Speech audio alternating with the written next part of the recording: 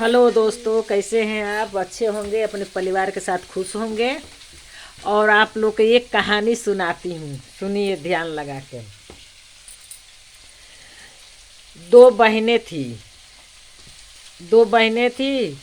तो एक बहन गरीब थी, एक बहन अमीर थी। तो जो अमीर थी, तो गरीब जो बहन थी, अमीर जो बहन थी उसके घर काम करती थी, छोटे वाली। तो वो हरदम ना कुल जो आटा में चोकर निकलता है, जूठा काठा बासी, उसको देती थी। तो वो ले आके खाती थी बेचारी, बहुत गरीब थी। तो एक दिन अ, जी- त्योहार पड़ी, जिउतिया पड़ी एक दिन। जिउतिये को मैं कहानी कह रही हूँ। तो एक दिन ना जिउतिया पड़ी, तो वो सोची ना कि कोई अच्छा चीज़ आज हमारी बहन देगी ना, तो रात के बनाएंगे खाएंगे। उस दिन वो आटे की चोकर दी। उस दिन भी सही खाना उसको नहीं दी, बड़ी वाली बहन छोटी वाली को। तो वो बेचारी लेके आई, आ, ताल में से कर्मी का साग लाई, कर्मी का, और बनाई। और वो चोकर की लिट्टी बनाई मोटी मोटी।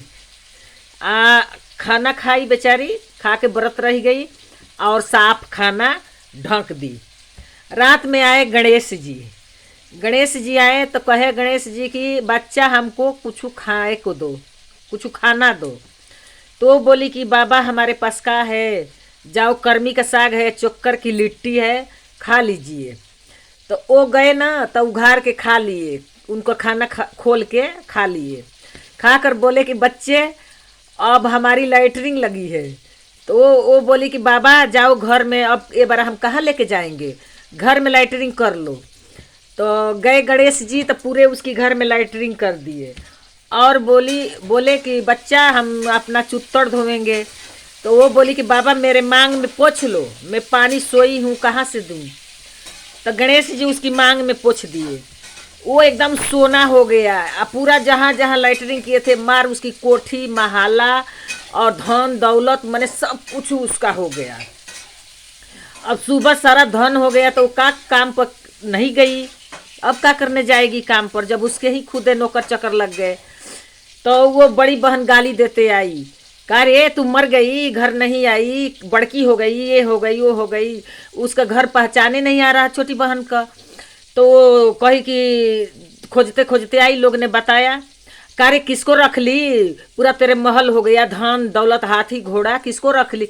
अब बताइए दोस्तों, एक दिन में किसी को रख लेगी तो हाथी घोड़ा महल धन दौलत तो सोना चांदी कोई दे देगा।